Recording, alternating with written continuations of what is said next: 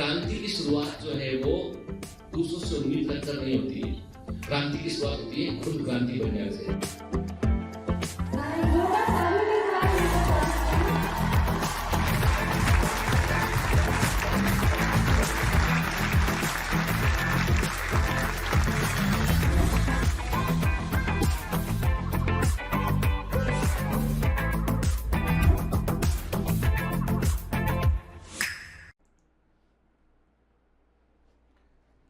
Hello commandos, welcome to Biomentors classes online. I am doctor Geetendra Singh. हम पढ़ रहे हैं बेटा animal tissues, structural organisation in animals, ठीक है। जिसमें अभी तक बेटा हम क्या कवर कर चुके हैं? अभी तक कवर कर चुके हैं हम एपिथेलियल टिश्यू को हम देख चुके हैं। हम देख चुके हैं कि सिंपल एपिथेलियम क्या होती है, कंपाउंड एपिथेलियम क्या होता है, ट्रांजिशनल एपिथेलियम क्या होता है, सीलेटेड एपिथेलियम क्या होता है, ग्लैंड्स किस तरह की होती है, एक्सोक्राइन ग्लैंड क्या होता है, एंडोक्राइन ग्लैंड क्या होता है। क्लियर? ठीक है। हमने ये भी देखा था कि ब्लड वेसल्स की एपिथेलियम क्या होती है, किस तरह की होती है। हमने ये भी देखा था बेटा कि जो है वो कंपाउंड एपिथेलियम कहाँ देखने मिलेगी हमें और सिंपल एपिथेलियम हमें कहाँ देखने मिलेगी, ठीक है ना। तो हमने एपिथेलियल टिश्यू के अंदर जो डेस्मोसोम्स है, गैप जंक्शंस है, जो जुनुला ऑक्लूडेंस है, उनको हमने सबको पिछली क्लास में डिस्कस किया था, ठीक है। चलिए अब एक काम कीजिए आप, सिंपल सी बात है कि आप मुझे जो है 2-3 प्रश्नों के उत्तर कीजिए आप मुझे, ठीक है ना। कमेंट में लिख भेजिएगा बेटा। और वो आपको क्या बताना, आपको बताना है कि व्हाट डज इट मीन, इसका मतलब क्या होता है। यदि मैं आपसे कहता हूं बेटा, मैं कहता हूं टाइट जंक्शन के, मैं कहता हूं टाइट जंक्शन के, ये क्या होते हैं, what is the meaning of tight junctions के, टाइट जंक्शंस क्या होते हैं, ठीक है। मैं यदि आपसे कहता हूं जो है वो टाइट जंक्शंस क्या होते हैं, नंबर 2 आपको बताना है मुझे कि व्हाट आर दी डेस्मोसोम्स के, डेस्मोसोम्स क्या होते हैं, ठीक है। And why gap junctions are important, gap junctions important क्यों होते हैं, ठीक है। Why gap junctions are important, ठीक है। तो आपको बताना है मुझे कि टाइट जंक्शंस क्या होते हैं, डेस्मोसोम्स क्या होते हैं और गैप जंक्शंस क्या होते हैं और इनका क्या सिग्निफिकेंस होता है, ये आप मुझे बतलाएंगे, ठीक है। चलिए तो बेटा अभी हम जो है पिछली क्लास में हम एपिथेलियल टिश्यू पूरा कर चुके हैं और आज हम बात करेंगे किसके ऊपर, कनेक्टिव टिश्यू के ऊपर हम बात करेंगे, ठीक है ना। और जो कनेक्टिव टिश्यू है उसमें उसके हम जो है डिफरेंट किस तरह का होता है, कैसे क्या उसका इंपॉर्टेंस होता है उसको देखेंगे। मैंने जैसे पहले भी आपसे कहा था कि इस चैप्टर में हमको जो हमारा जो हमारा जो परास है, जो स्पेक्ट्रम है हमारा, वो बेसिकली एनसीईआरटी के ऊपर फोकस्ड है के। और इसके अलावा कुछ बड़े मैंने देखा कि there are some important point जो हमें एपिथेलियम के अंदर याद रखना चाहिए, कि कुछ इंपॉर्टेंट पॉइंट जो कनेक्टिव टिश्यू के अंदर याद रखना चाहिए, तो उनको मैं परफॉर्मेंस एनहांसमेंट शीट के अंदर इंक्लूड करके दे दूंगा बेटा। तो कम से कम 2 बार परफॉर्मेंस एनहांसमेंट शीट को ध्यान से पढ़ लीजिएगा, ठीक है। तो कई छोटे छोटे एक्सेप्शनल चीजें होती है बेटा, एग्जाम में पूछ ली जाती है, तो उसके लिए आप परफॉर्मेंस एनहांसमेंट सीट को बेटा अवॉइड मत कीजिए, अवॉइड मत कीजिए। और उसमें हम जो है केवल और केवल काम का कंटेंट प्रोवाइड करते हैं, उसको एक बार पढ़ लीजिएगा, ठीक है। अब मैं आपको एक चीज दिखाता हूं, पहले आगे बढ़ने के पहले एक बड़ी छोटी सी बात मैं शेयर करूंगा आपसे। मैं आपको दिखाता हूं कि दुनिया का सबसे महंगा ग्रीटिंग कार्ड कैसा होता है, ठीक है। And I have the world's most expensive greeting card, समझ सकते हैं आपके, नहीं, दुनिया का सबसे महंगा ग्रीटिंग कार्ड मेरे पास में है और वो कार्ड है this one. This is the most expensive greeting card ever के। ये जो है ये मुझे तो जो है मेरी एक कमांडो तूबा सिद्दीकी 617 मार्क्स उनका नीट में आया और वो अभी LTM मेडिकल कॉलेज मुंबई के अंदर पढ़ रही है, तो उन्होंने मुझे एक कार्ड गिफ्ट किया है और इट्स अमेजिंग कार्ड। मैं इस कार्ड को खोलकर आपको दिखाता, देखिए आप इस कार्ड में there is a desk. Card को खोलने पर मुझे एक डेस्क दिखाई पड़ती है और पीछे बायोमेंटर्स का लोगो है इसमें। इस डेस्क के ऊपर आप देखेंगे तो लैपटॉप है इसके ऊपर, इसके ऊपर जो है नोट्स हैं डीपी, और उस पर भी लिखा हुआ है DPS, नोट्स में DPS है इसमें के, पेन पेंसिल के। तो दिस शी एक्सप्लेन, उसने एक बड़ा अच्छा नीचे लिखा हुआ है तूबा ने, thank you for making we what I am today, an amazing teacher like you is hard to find and impossible to forget, love from Tooba your commando, motivate teach create and laughed के उन्होंने लिखा उस card में। और बड़ा सुंदर सा card है के। और इस कार्ड, अब ये आपको बताऊं क्या आपको ये दिखाई क्यों नहीं पड़ रहा है ऐसा साफ साफ, क्योंकि इसके पीछे कारण ये है कि ये ग्रीन कार्ड है के। और हम जहां रिकॉर्डिंग हम लोग का होता है वो वर्चुअल रियलिटी पर रिकॉर्डिंग होता है, तो we are using chroma screen, तो इसलिए आपको वो ग्रीन कार्ड साफ साफ नहीं दिखाई पड़ा, but it's a very beautiful card. और सबसे बड़ी बात यह है कि इस कार्ड को बनाने तूबा ने खुद अपने हाथ से बनाया है। और मुझे सबसे इंटरेस्टिंग पार्ट इसका लगा के खोलने पर हमें एक पूरा डेस्क दिखाई पड़ता है। बायोमेट्रिक्स का ट्रूली रिफ्लेक्शन जो है इस कार्ड में देखने मिला है। Thank you very much Tooba. अब इंपॉर्टेंट बात यह है कि तूबा ने इस कार्ड को बनाने के दौरान बड़ी बारीक बारीक चीजों का इस्तेमाल किया। उसने के छोटे छोटे स्टार्स लगाए, उसमें छोटा सा जो है बटरफ्लाईज लगाया और स्टेथोस्कोप को डिजाइन किया के। तो ये इस कार्ड को बनाने के लिए बड़ी मेहनत लगती है के। सबसे बड़ी बात, बहुत सारे इमोशंस लगते हैं इसके लेट के, और इसलिए it is the one of the most expensive card I ever get in my life, ठीक है ना। I ever get in my, सबसे महंगे कार्ड में से एक है के मेरे, it's very close to my heart. क्योंकि ये क्यों एक्सपेंसिव है? क्योंकि इसके लिए 1 साल तूबा को जमकर मेहनत करनी पड़ी सिलेक्ट होने के लिए। 1 साल मेरे को जमकर मेहनत करनी पड़ी कि तूबा सिलेक्ट हो जाए इसके लिए, ठीक है, और कमांडो सिलेक्ट हो जाए इसके लिए। तो ये सब जो है वो साल भर जब हम जमकर मेहनत किए हैं, दिन और रात एक किए, और मैंने कहा ना कभी कभी जी जलाने से जिंदगी रोशन आती है, तो ये वो ही रोशनाई है, उसी की चमक का एक हिस्सा है, ठीक है। And I am proud of you कि मेरे कमांडो जो है वो इतना सख्त है। देखो बेटा, इन जो है सबसे इंपॉर्टेंट चीज ये है वो है फीलिंग्स के। This is not a mayor card, ये केवल कार्ड नहीं है, इसमें बहुत सारी फीलिंग्स है, बंडल ऑफ फीलिंग्स है इसमें, क्या दैट आई कैन फील, ठीक है ना। तो you all are very close to my heart, और इसलिए बेटा मैं बोलता हूं पढ़ना चाहिए, मेहनत करना चाहिए, डांटता भी हूं आपको उठ के, आपको समझाने की कोशिश भी करता हूं, ठीक है ना। और मैं चाहता हूं एक अच्छे इंसान बने, सफल व्यक्ति बने, एक अच्छे डॉक्टर बने, ठीक है। अभी हाल ही में मैंने जो है, मैं 2-5 मिनट आपसे बात करूंगा, 2 मिनट आपसे बात करूंगा क्योंकि लेक्चर के पहले, क्योंकि मुझे लगता है कभी कभी बीच में बात करना भी जरूरी है कि अभी हाल ही में मैं नेटफ्लिक्स पर एक जो है वो एपिसोड देख रहा था, लॉस्ट करके एक सीरियल है। तो उस लॉस्ट में क्या होता है, प्लेन क्रैश कर जाता है एक आइलैंड पर, और वहां पर जो है कुछ लोग सर्वाइवर होते हैं, 30-40 लोग सर्वाइव करते हैं उसमें, ठीक है। उसमें से एक व्यक्ति होता है डॉक्टर, जिसका नाम जैक रहता है, डॉक्टर के। अब उस पूरे एपिसोड में, मैंने इसके 17-18 एपिसोड देखे होंगे, उस एपिसोड में सबसे इंपॉर्टेंट व्यक्ति पूरे आइलैंड पर जो है वो है जैक। किसी को कुछ हो रहा है, किसी को कोई चोट लग गई है, किसी को कुछ जो है वो बीमारी हो गया है, तो उस आइलैंड पर उनको वो सेव करने की कोशिश करता है। जब सुविधाएं नहीं होती वहां पर भी वो उनको ऑपरेट करने की कोशिश करता है। This shows the importance of A doctor in island की। जब भी कुछ होता है बोलते हैं जैक को बुलाओ, जैक को बुलाओ, ठीक है। तो डॉक्टर्स आर इंडिस्पेंसेबल, वो उनका कोई विकल्प नहीं है, ठीक है। इसलिए हम मेहनत कर रहे हैं इतना बेटा, ठीक है ना। चलिए, तो अब चैप्टर पे लौट कर आते हैं, ठीक है। आप बोलोगे सर पिछले 6 मिनट आपने हमको जो है दूसरी बातें कही। नहीं, 6 मिनट मैंने आपको पढ़ाया नहीं है, परंतु मैंने आपकी सोल तक पहुंचने की कोशिश की है। बिकॉज जो लर्निंग की प्रोसेस है वो केवल दिमाग से नहीं होती है, वो दिल से भी होती है, सोल से भी कनेक्ट होती है, ठीक है। जब तक हम अपने अंदर से इंटरेस्ट को जनरेट नहीं करेंगे तब तक हम बहुत कुछ नहीं सीख पाएंगे, ठीक है ना। और हमें अच्छा इंसान बनना है, अच्छा डॉक्टर बनना है, और सफल व्यक्ति बनना है, ठीक है। चलिए, तो अब बात करते हैं हम कनेक्टिव टिश्यू के, why they are called connective tissue and what is very significant in this tissue. इन टिश्यूज में सबसे इंपॉर्टेंट बात क्या है, तो मैं कहता हूं बेटा इस तरह के जो टिश्यू होते हैं, these are the most abundant tissue, याद रखिए। एंड जो चारों प्रकार के टिश्यू हैं, एपिथेलियल टिश्यू की बात किया आपने बात किया, इसके बाद जो है muscular tissue, nervous tissue and then connective tissue के। तो out of this the most abundant, सबसे अधिक मिलने वाला कोई टिश्यू है वो क्या है, वो है connective tissue. Most abundant word लगाया यहां पे हमने, ठीक है।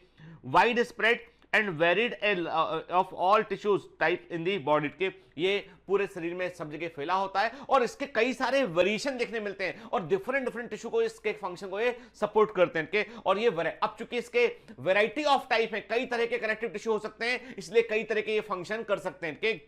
मोर दी वेरिएशंस मोर दी फंक्शंस के, जितने तरह का वेरिएशन देखने मिलेगा उतना स्पेस। देखो जैसे नर्वस टिश्यू है के, वो केवल इलेक्ट्रिक कंडक्शन का काम कर रहा है, नर्व इंपल्स कंडक्शन काम कर रहा है, उसकी बहुत वैरायटी नहीं है के। लेकिन यहां पर कनेक्टिव टिश्यू की लॉट्स ऑफ वैरायटीज, तो lots of functions, lots of support to other tissue के, दूसरे टिश्यू को ये सपोर्ट प्रोवाइड करता है, ठीक है।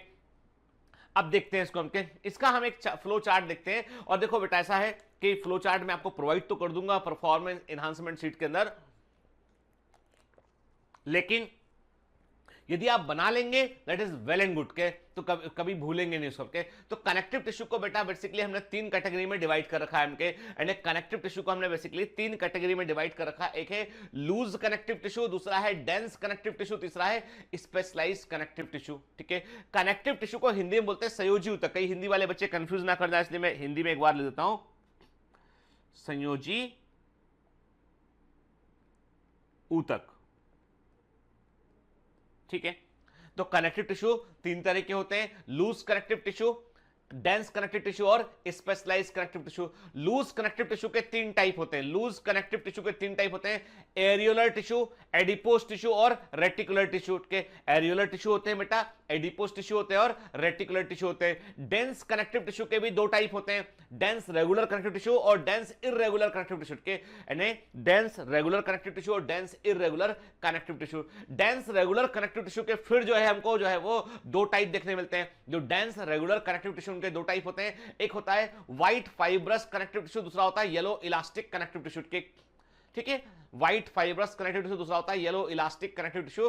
व्हाइट फाइब्रस कनेक्टिव टिश्यू जो है दो तरह का होता है, एक टेंडन होता है जिसे कॉर्ड के फॉर्म में हम जानते हैं, लंबी रस्सी समान दिखाई पड़ता है, टेंडन होता है, दूसरा शीट होती है के। तो व्हाइट फाइब्रस कनेक्टिव टिश्यू की शीट हो सकती है या टेंडन या कॉर्ड हो सकती है। ठीक है, जो येलो इलास्टिक कनेक्टिव टिश्यू है वो लिगामेंट होता है कॉर्ड के फॉर्म में या फिर शीट के फॉर्म में होता है। इसका मतलब एक बात ध्यान रखना बेटा, यहाँ पे इंपॉर्टेंट पॉइंट यह है कि जो व्हाइट फाइब्रस कनेक्टिव टिश्यू है वो टेंडन उससे बना होता है और येलो इलास्टिक कनेक्टिव टिश्यू जो है उससे लिगामेंट बना होता है। And ligament is actually yellow elastic connective tissue के and tendon is actually the white fibrous connective tissue के। क्लियर?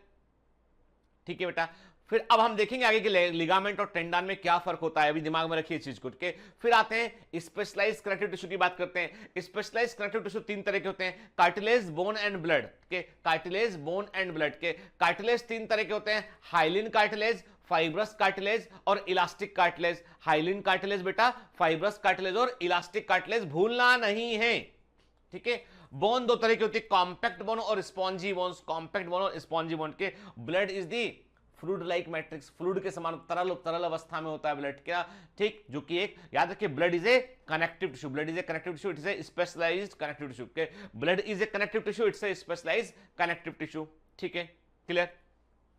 तो बॉडी में आप देख रहे हैं यहाँ पे कि हमें डिफरेंट टाइप के कनेक्टिव टिश्यू दिखाई पड़ रहे हैं। से लूज कनेक्टिव टिश्यू हमको जनरली स्किन के दिशा में, जो एरियोलर टिश्यू हुआ, जो हमारा हम कहते हैं कि जो एडिपोज टिश्यू हुआ, they are present just inside the skin, skin के अंदर नीचे पाए जाते हैं।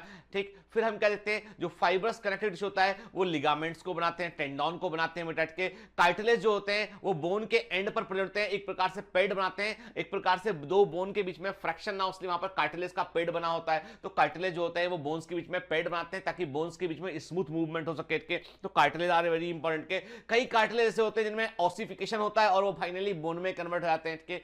फिर जो बोन्स होती हैं ये हमारी बॉडी का मेन सपोर्टिंग सिस्टम होती है, मुख्य मैकेनिकल सपोर्ट देने वाला हिस्सा होता है के। तो बोन्स के अंदर हम देखते हैं, याद रखिएगा, मैमल्स की बोन की खास बात है इनमें हमको हेवर्सन कैनाल देखने मिलती है के। मैमल्स की बोन में हमको हेवर्सन कैनाल देखने मिलती है, मतलब ऐसी कैनाल्स होती है जिनमें कि आर्टरी, वीन्स और नर्वस सप्लाई हमको देखने मिलती है के। ठीक, फिर जो ब्लड होता है, blood is the fluid form में होता है, तरल रूप में होता है, जो कि स्पेशल टाइप का कनेक्टिव टिश्यू होता है। ठीक है, क्लियर? तो चलिए, तो हमने कनेक्टिव टिश्यू का एक आउटलाइन देखा है यहाँ पे। अब एनसीईआरटी क्या लिखता है उसको हम देखते हैं यहाँ पे। ठीक है, connective tissue are most abundant and widely distributed in the body of complex animals। क्या, जो भी कॉम्प्लेक्स बॉडी वाले एनिमल हैं, जटिल बॉडी वाले डेवलप्ड एनिमल हैं, उनमें आपको जो है वो बड़े पैमाने पर कनेक्टिव टिश्यू देखने मिलेंगे आपको, और ये बॉडी में हर जगह पर डिस्ट्रीब्यूट होंगे। So that's why they are most abundant and widely distributed. क्या, इनको हम कनेक्टिव टिश्यू क्यों कहते हैं? Why they are called connective tissue, क्योंकि ये जो है वो इनका स्पेशल फंक्शन होता है कि ये बॉडी के डिफरेंट सिस्टम को लिंक भी करते हैं। They are linking with different system of the body and they are also important to connect the different organs and tissues. क्या, तो हमने क्या कहा, हमने देखा पे कि they are named connective tissue because they are special function of linking and supporting other tissues organs of the body. देखिए, जैसे फॉर एग्जांपल जो एंडोक्राइन सिस्टम है वो कैसे काम कर रहा है, समझो। इस एक स्टेटमेंट का मतलब समझना जरूरी है बेटा के।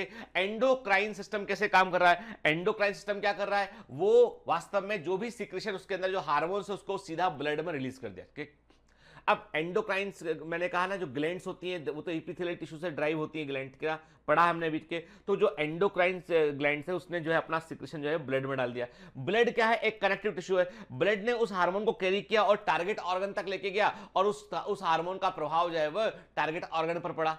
ठीक है। फॉर एग्जांपल जैसे कि थायराइड स्टिमुलेटिंग हार्मोन है, TSH है, थायराइड स्टिमुलेटिंग जो हार्मोन है जो पिट्यूटरी ग्लैंड से निकलता है, पीयूष ग्रंथि से पिट्यूटरी ग्लैंड से निकलता है, और वो निकला ब्लड में गया, ब्लड से कहां पहुंचा, थायराइड ग्लैंड में पहुंचा, और थायराइड ग्लैंड के अंदर उसने थायरॉक्सिन के सीक्रेशन को बढ़ा दिया उसने के। तो मतलब थायराइड को इंडक्शन कहां से मिला, थायराइड स्टिमुलेटिंग हार्मोन से मिला। वो कहां से निकल के आया, वो पिट्यूटरी ग्लैंड से निकल के आया। मतलब दो एंडोक्राइन ग्लैंड के बीच में कौन था, कनेक्टिव टिश्यू था, ब्लड, जिसने रोल प्ले किया।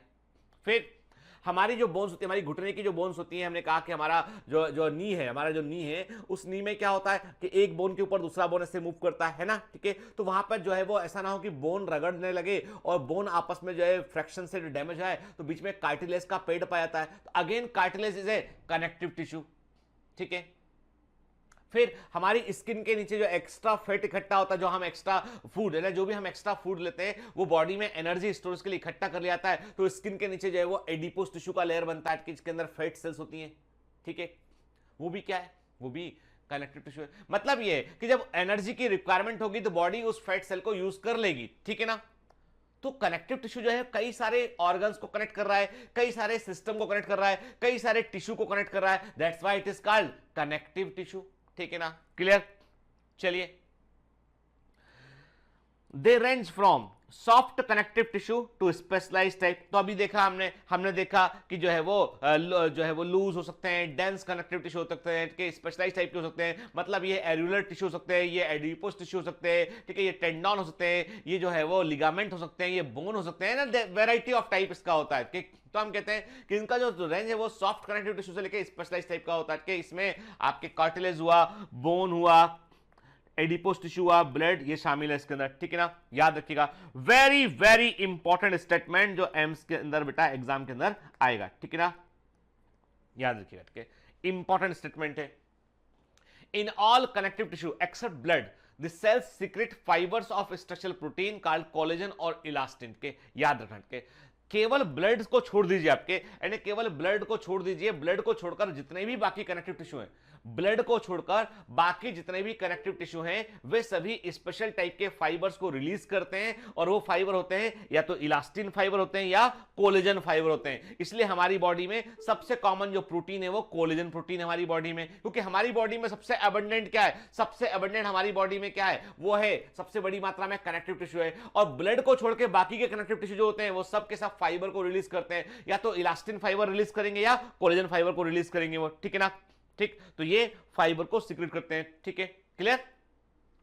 और फाइबर को सीक्रेट करने वाली जो स्पेशलाइज्ड सेल होती है उनको हम फाइब्रोब्लास्ट कहते हैं। क्या बोलते हैं उनको हम, फाइब्रोब्लास्ट सेल्स कहते हैं इनको हम। तो क्या लिखा है यहाँ पे, in all connective tissue except blood, blood को छोड़कर बाकी सभी connective tissue the sales secret fibre और स्ट्रक्चर प्रोटीन, के सेल जो है वो फाइबर और स्ट्रक्चर प्रोटीन को जो है वो सीक्रेट करती है,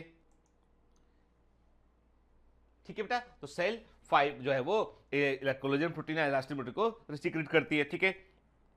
अब प्रश्न उठता है, व्हाई दीज फाइबर्स, क्यों कनेक्टिव टिश्यू में ब्लड को छोड़कर बाकी सेल्स फाइबर को रिलीज करती हैं, क्या कारण है उसके पीछे, क्या लॉजिक है उसके पीछे। लॉजिक ये है कि ये जो फाइबर होते हैं ये कनेक्टिव टिश्यू को स्ट्रेंथ प्रोवाइड करते हैं, इलास्टिसिटी प्रोवाइड करते हैं और फ्लेक्सिबिलिटी प्रोवाइड करते हैं, ठीक है। देखो बेटा, जो बोन है, बोन भी हार्ड होती है लेकिन बोन में फ्लेक्सिबिलिटी नहीं होती उतनी के, लेकिन फाइबर जो होते हैं वो बड़े इंपॉर्टेंट होते हैं, वो बॉडी को फ्लेक्सिबिलिटी प्रोवाइड करते हैं, स्ट्रेंथ प्रोवाइड करते हैं, इलास्टिसिटी प्रोवाइड करते हैं इनके। तो जो fibre, the fibre provide strength, elasticity and flexibility to the tissue.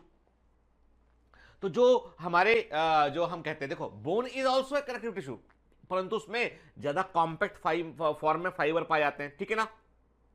तो मैंने क्या कहा आपसे, मैंने आपसे कहा कि जो कनेक्टिव टिश्यू होते हैं वे फाइबर्स को रिलीज करते हैं एक्सेप्ट ब्लड के, और फाइबर क्या काम करता है, फाइबर काम करता है उनको स्ट्रेंथ प्रोवाइड करता है। अब जब ये फाइबर बड़े कॉम्पैक्टली अरेंज होंगे, एकदम पास पास होंगे, कैल्सिफिकेशन इनमें हो चुका होगा तो बोन बन जाएगी, ठीक है। कंपैरेटिवली लेस कॉम्पैक्ट होंगे तो क्या होगा, तो कार्टिलेज बनेगा, ठीक है। तो एक्चुअली जो फाइबर का जो अरेंजमेंट है, ओवरऑल फाइबर के अरेंजमेंट को, फाइबर की डेंसिटी को चेंज कर और उसके अंदर फिर क्या केमिकल परिवर्तन होने वाले हैं उनको चेंज कर बोन, कार्टिलेज के एडिपोस टिश्यू वो सब बनता है, ठीक है। तो मतलब ये हुआ कि ये जो फाइबर होते हैं ये कनेक्टिव टिश्यू को स्ट्रेंथ प्रोवाइड करते हैं, इलास्टिसिटी प्रोवाइड करते हैं और फ्लेक्सिबिलिटी प्रोवाइड करते हैं, ठीक है।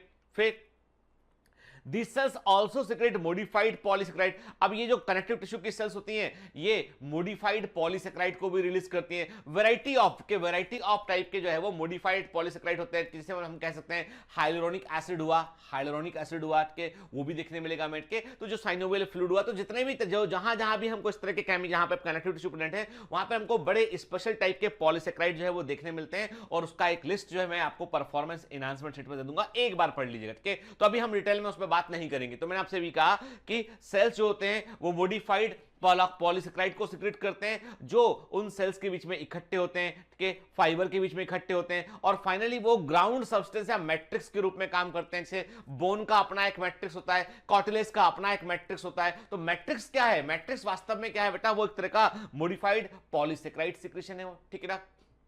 ठीक है, जो कनेक्टिव टिश्यू की सेल्स के बीच में रहेगा या फाइबर्स के बीच में रहेगा। क्लियर? तो एक एक लाइन इंपॉर्टेंट है यहां पर।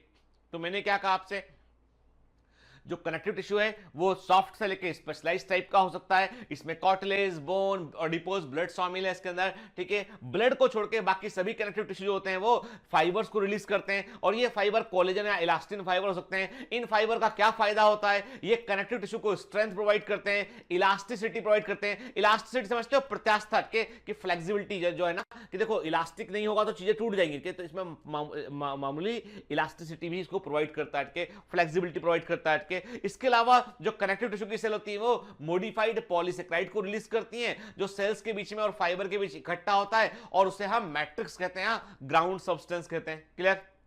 ठीक। अब कनेक्टिव टिश्यू जो है वो तीन तरह के होते हैं। Connective tissue are of three type, वो तीन तरह के होते हैं। ठीक है, जैसे मैंने आपसे कहा लूज कनेक्टिव टिश्यू होता है बेटा, डेंस कनेक्टिव टिश्यू होता है, स्पेशलाइज्ड कनेक्टिव टिश्यू होता है। Very very IMP. ठीक है बेटा, तो टाइप की संख्या याद रखिएगा। ठीक है, चलिए तो हम देख रहे हैं, यहां पे हम देख रहे हैं कि पहले बात करते हैं लूज कनेक्टिव टिश्यू को। हम देखते हैं this is the loose connective tissue. ठीक है, आप देख रहे हैं आपको इसमें डिफरेंट टाइप की सेल्स दिखाई पड़ रही हैं। आपको इसमें फाइब्रोब्लास्ट सेल दिखाई पड़ रही हैं जो मैट्रिक्स प्रोटीन को रिलीज करती हैं, के जो फाइबर्स को रिलीज करती हैं, कोलेजन फाइबर को, इलास्टिन फाइबर के प्रोटीन को रिलीज करती है। आपको फिर कोलेजन को, ये हमने कहा आपसे दीज आर दी, देखो डायग्राम को समझने की कोशिश करो, के बनाना नहीं है इसको बनाना नहीं है, केवल समझना है कि क्या क्या लूज कनेक्टिव टिश्यू देखने मिल रहा है। फाइब्रोब्लास्ट देखने मिल रहा है आपको, this cells that which are secrete the matrix protein. फिर आप क्या देख रहे हो? आप कोलेजन फाइबर देख रहे हो, आपको स्ट्रॉन्ग से कोलेजन फाइबर दिखाई पड़ रहे हैं, आपको इलास्टिक फाइबर दिखाई पड़ रहे हैं आपको के। फिर आप देख रहे हो यहाँ पे आपको जो है वो मास्ट सेल दिखाई पड़ रही है, जो एक प्रकार से इम्यून सिस्टम में बड़ा इंपॉर्टेंट रोल प्ले करती है। मास्ट सेल दिखाई पड़ रही है आपको, फ्री मैक्रोफेज सेल दिखाई पड़ रही है, जो कि जो है वो इम्यून सिस्टम का एक बड़ा इंपॉर्टेंट हिस्सा होता है। मतलब इम्यूनिटी जो हमारा इम्यून सिस्टम है वो भी ब्लड के थ्रू ऑपरेट होता है, लिम्फ के थ्रू ऑपरेट होता है। एंड दीज थिंग्स आर क्या है? ये क्या है? ये जो है वो कनेक्टिव टिश्यू तो है ये। ठीक है ना। फिर ground substance is the matrix of the loose connective tissue. तो ग्राउंड सब्सटेंस क्या होता है? ये लूज कनेक्टिव टिश्यू का जो है वो मैट्रिक्स होता है बेटा के। फिर क्या देख रहे हो आप? आपको रेटिकुलर फाइबर देखो, हमने कोलेजन फाइबर देखा, इलास्टिक फाइबर देखा, और रेटिकुलर फाइबर दिखाई पड़ रहा है जो कि बारीक बारीक जाल के समान होते हैं। फिर आप देख रहे हो मेलेनोसाइट सेल देख रहे हो, जो कि कलर प्रोवाइड करती है, डार्क कलर की सेल है मेलेनोसाइट, इनके अंदर मेलानिन पिगमेंट होता है, वो देख रहे हैं आपके। कुछ मैक्रोफेज जो है फिक्स होते हैं, कुछ फ्री होते हैं, वो दिखाई पड़ रहे हैं। व्हाइट ब्लड सेल दिखाई पड़ रही है आपको के, कैपिलरी के अंदर आपको रेड ब्लड सेल्स दिखाई पड़ रही है, फैट सेल्स दिखाई पड़ रही है, इनको हम एडिपोसाइट कहते हैं। फैट सेल्स को क्या बोलते हैं? टर्म एडिपोसाइट कहते हैं। ये जो एक डायग्राम आप देख रहे हो ना स्क्रीन पर, ये पूरी की पूरी लूज कनेक्टिव टिश्यू की कहानी है कि कौन सा क्या होता है, क्या कहते हैं उसको, कि पता हमको होना चाहिए। ठीक है ना, क्लियर? चलिए अब थोड़ा देख रहे थे थ्योरी में क्या लिखा है इसमें, तो देखो एक बार जो है हम एक्चुअल डायग्राम है जो लूज कनेक्टिव टिश्यू उसका एक्चुअल इमेज हम यहां पर माइक्रोस्कोपिक इमेज, एक्चुअल इमेज हम उसका देख रहे हैं। क्या है आपको समझ में नहीं आ रहा है? तो मैंने कहा ये देखो, ये आपको ब्लड सेल्स दिखाई पड़ रही हैं इसमें के, डिफरेंट टाइप के सेल्स हैं, ये फाइबर्स दिखाई पड़ रहे हैं। जो थिक फाइबर है ये कोलेजन फाइबर है, जो थिन फाइबर है ये क्या है? ये इलास्टिन फाइबर है। ठीक है, चलिए loose connective tissue has cells and fibres loosely arrange in a semi fluid ground substance. देखो ध्यान से बात सुन के, मतलब क्या बोल रहा है आपसे? वो कह रहा है कि लूज कनेक्टिव टिश्यू में सेल्स होती हैं और फाइबर्स होते हैं। अरे अब सेल्स कौन सी होती हैं? अभी देखा हमने देखा फाइब्रोब्लास्ट सेल थी, हमने देखा मेलेनोब्लास्ट सेल थी, हमने देखा मास्ट सेल थी, हमने देखा जो है व्हाइट ब्लड सेल्स थी, हमने देखा रेड ब्लड सेल्स थी, डिफरेंट टाइप की सेल्स की बात की भी हमने। है ना, ठीक है। तो लूज कनेक्टिव टिश्यू में क्या होता है, सेल्स होती है। फाइबर देखे, फाइबर क्या देखे, रेटिकुलर फाइबर देखा, कोलेजन फाइबर देखा, इलास्टिन फाइबर देखा हमने, ठीक है। और कहां प्रेजेंट है, एक मैट्रिक्स में, और इसके मैट्रिक्स को क्या कहा था हमने, ग्राउंड सब्सटेंस कहा था। क्लियर बेटा, ठीक है। ठीक, तो क्या लिखा है यहाँ पे, loose connective tissue has cells and fibers loosely arranged in a semi ground substance, for example areolar tissue present beneath the skin। के लूज कनेक्टिव टिश्यू में सेल्स और फाइबर ढीले प्रकार से लूजली अरेंज होते हैं के, और ये एक अर्ध ठोस सेमी फ्लूइड टाइप के ग्राउंड सब्सटेंस के अंदर देखने मिलते हैं, और इसका एग्जांपल है हमारी स्किन के नीचे पाया जाने वाला एरियोलर टिश्यू, ठीक है। क्या काम करता है ये हमारी इपिथेलियम के, देखो स्किन क्या है, स्किन तो इपिथेलियल टिश्यू है, स्किन क्या है, इपिथेलियम टिश्यू है, कंपाउंड इपिथेलियम है, ठीक है। उसके नीचे एरियोलर टिश्यू प्रेजेंट है। तो ये क्या करता है, ये स्किन को सपोर्ट प्रोवाइड करता है, जो स्किन का नॉरिशमेंट है वो इसी के थ्रू आता है, ठीक है। It serves as a support framework for the epithelium, ये इपिथेलियम के लिए एक सपोर्ट फ्रेमवर्क के रूप में काम करता है। तो इट सपोर्ट दी, जो भी जहां भी इपिथेलियम प्रेजेंट है उसके नीचे आपको एरियोलर टिश्यू देखने मिलेगा, आपको लूज कनेक्टिव टिश्यू देखने मिलेगा आपको, क्या। इट कंटेन्स फाइब्रोब्लास्ट, इसमें फाइब्रोब्लास्ट सेल पाई जाती है, जो क्या काम करती हैं, that produce and secret fibres के। तो मतलब ये है कि कनेक्टिव टिश्यू में फाइबर को सीक्रेट करने वाली सेल का नाम क्या है बेटा, तो कनेक्टिव टिश्यू में फाइबर को सीक्रेट करने वाली सेल्स का नाम है फाइब्रोब्लास्ट। कौन से फाइबर्स रिलीज करती है, इलास्टिन फाइबर, रेटिकुलर फाइबर और कोलेजन फाइबर को ये रिलीज करती है, ठीक है। इसके अलावा मैक्रोफेजेस देख रहे हैं आप, मैक्रोफेजेस क्या होती है, ये फेगोसाइटिक सेल्स होती है, इम्यून सिस्टम का हिस्सा होती है। दो तरह की होती है, फिक्स्ड मैक्रोफेज जो एक जगह पर प्रेजेंट होंगी, या होती हैं जो मोटाइल या मूवेबल मैक्रोफेज होती हैं, इनके। फिर मास्ट सेल होती हैं, इनके मास्ट सेल होती हैं वो हिस्टामिन को रिलीज करती हैं, इनके मास्ट सेल एलर्जिक रिएक्शन के लिए रिस्पॉन्सिबल होती है। मास्ट सेल भी जो है वो इम्यून सिस्टम का एक बड़ा इंपॉर्टेंट हिस्सा होती हैं, ठीक है। अगेन कहां पे आती है मास्ट सेल, कनेक्टिव टिश्यू में आती है ना। देखो बेटा क्या होता, दो चीजें होती, या तो रट लो या समझ लो, ठीक है। समझ लोगे ना तो पूरी बायोलॉजी बड़ी इंटरेस्टिंग लगेगी आपको, ऐसा लगेगा अरे ये तो कितना अच्छा था के। और हमेशा जब भी पढ़ते हो ना, यही सोचा करो कि you are just going to enter in the world of the biology. आप अभी कनेक्टिव टिश्यू में एंटर किए and you are just seeing कि ये क्या चीज है, ये क्या चीज है, हम कनेक्टिव टिश्यू को समझने की कोशिश कर रहे हैं, क्या, ठीक है। Always behave like a tourist के, always behave like a curious boy के। एक क्यूरियस छोटे बच्चा होता है ना, जो क्यूरियस होता है। मेरा छोटा बेटा है 5 साल का, अभी 5-6 साल का हुआ है उठ के, वो मुझसे इतने क्वेश्चन करता है, इतने क्वेश्चन करता है कि कई बार मुझे बोलना पड़ता है बेटा आप 10 मिनट चुप बैठो ना यार, ठीक है। एक सर उसको बहुत क्यूरियोसिटी, हर चीज की क्यूरियोसिटी है उसकी, ठीक है। इनफैक्ट